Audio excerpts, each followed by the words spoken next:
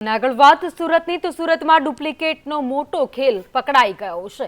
Duplicate ગુટકા અને તમાકુનો જથ્થો જપ્ત કરવામાં આવ્યો છે। પીસીબીએ 4 કરોડથી વધુનો મુદ્દામાલ સીઝ કર્યો છે। ઉત્તર પ્રદેશ મહારાષ્ટ્રથી આ માલ લાવતા હતા। ડુપ્લિકેટ કાંડમાં 5 આરોપીના નામ પણ ખુલ્યા છે। 5 પૈકી 3 આરોપી પકડાયા છે, 2 વોન્ટેડ છે। સારોલી પોલીસ સ્ટેશનની હદનો આ બનાવ છે। તો સુરતમાં ડુપ્લિકેટનો મોટો ખેલ ફેલાયો હતો, જે હવે સામે આવી ગયો છે।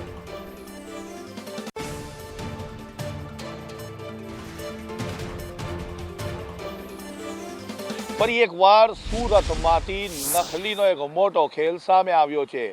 અવારનવાર રાજ્યમાંથી સમયાંતરે ડુપ્લિકેટના કિસ્સાઓ સામે આવતા હોય છે, પરંતુ આ ફેરી સુરત પીસીબીના હાથમાં મોટો ખેલ હાથમાં લાગ્યો છે।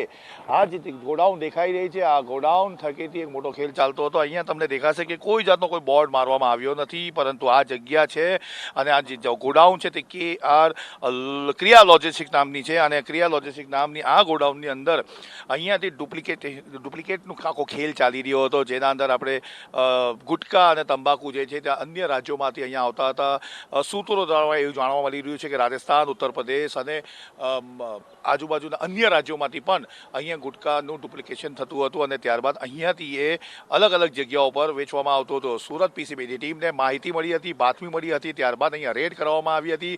અંદાજિત 4થી વધુ મોટા જે ટ્રેલર્સ છે તે પકડવામાં આવ્યા છે, તેને સીઝ કરી લેવામાં આવ્યો છે। 4 કરોડથી વધુનો મુદ્દા માલ સુરત પીસીબીની ટીમે સીઝ કરી દીધો છે। આ ગોડાઉનના અંદરથી આખો ખેલ ચાલતો હતો। આ ગોડાઉન તમે જોઈ રહ્યા છો એ સારોલી પોલીસ સ્ટેશનની હદ વિસ્તારમાં આવેલા સણિયા અહેમદ ગામ રોડ પર આવ્યું છે અને અહીંયા સતત 2 દિવસ સુધી અહીંયા જે દરોડાની કામગીરી ચાલી હતી અને હવે આ દરોડાની કામગીરી પૂરી થઈ ગઈ છે।